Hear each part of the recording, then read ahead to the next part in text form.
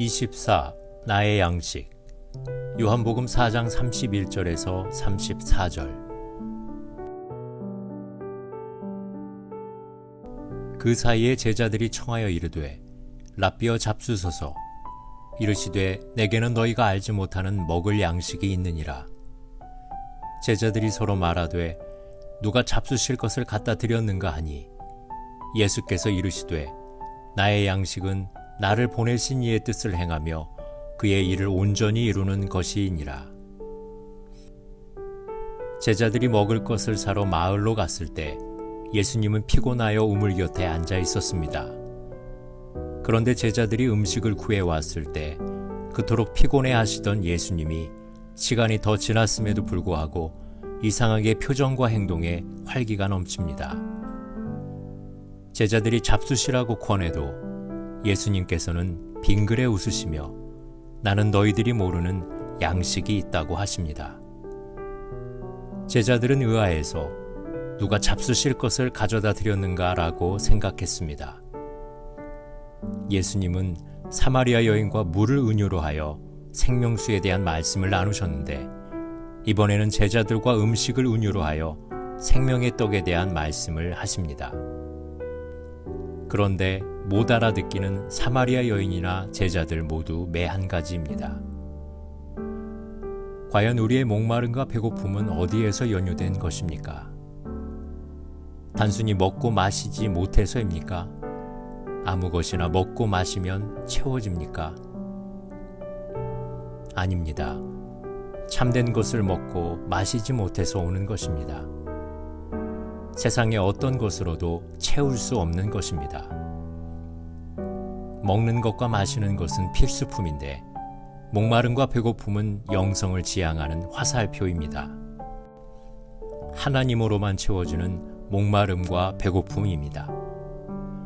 의에 줄이고 목마른 자가 복이 있는 이유는 그 배고픔과 목마름 때문에 하나님께 나와 구하고 그 배고픔과 목마름을 하나님께서 채워주시기 때문입니다. 사람이 떡으로만 살 것이 아니요 하나님의 입으로부터 나오는 모든 말씀으로 살 것이라는 말씀처럼 하나님의 말씀이 양식입니다.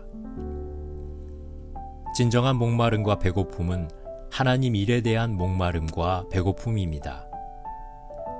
예수님은 사마리아 여인을 구원하는 일을 통하여 하나님의 뜻을 이루시고 하나님의 일을 하게 되니 목마름과 배고픔을 일시에 잊어버리게 되었습니다.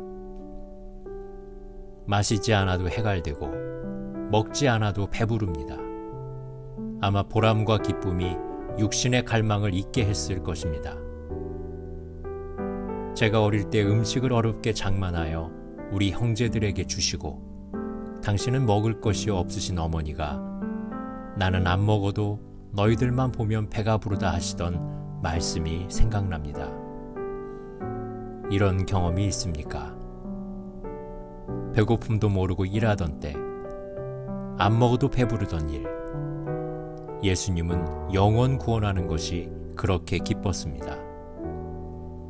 그분에겐 하나님의 일을 하는 것 자체가 양식이었습니다. 이 비밀 양식을 모르던 제자들은 어리둥절하였습니다. 그들에게 예수님은 무엇이 비밀 양식인지 설명해 주셨습니다. 양식은 하나님의 뜻과 일을 행하는 것이라 하였습니다. 만일 제자들이 마을에서 전도를 하고 왔다면 그들도 배불렀을 것입니다. 여인이 목마름을 해결하기 위해서 예수님이 필요했습니다. 그런데 예수님도 목마름을 해결하기 위해서는 여인이 필요합니다. 여인에게 예수님이 생명의 양식을 공급하셨습니다. 역으로 예수님에게는 여인이 양식을 공급한 것입니다. 이처럼 예수님과 우리는 서로를 필요로 합니다. 하나님과 우리와의 관계가 일방적이지 않습니다. 우리가 하나님을 필요로 하지만 하나님도 우리가 필요합니다. 서로 만나야 됩니다. 우리가 이렇게 초라해 보여도 목마름과 배고픈 상태에 있는 예수님께 물과 음식을 공급하고 대접하는 자들입니다. 우리가 아무리 잘 먹고 마시고 산다 할지라도 하나님의 일을 하지 않으면 인생의 의미가 없습니다. 허전합니다. 하나님의 일을 하는 것이 진정 나의 목마름과 배고픔을 해결해 주는 것입니다. 하나님의 일에 대한 목마름과 배고픔이 있어야 합니다.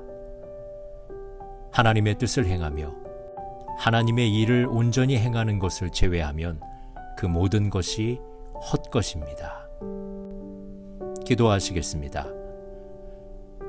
육신의 목마름과 배고픔은 잘 느끼고 해결할 방도를 찾아 분주해하면서도 진작 하나님의 일에 대한 목마름과 배고픔은 느끼지도 못하는 저를 용서해 주시고 주의 일을 구하게 하소서. 예수님 이름으로 기도드립니다. 아멘.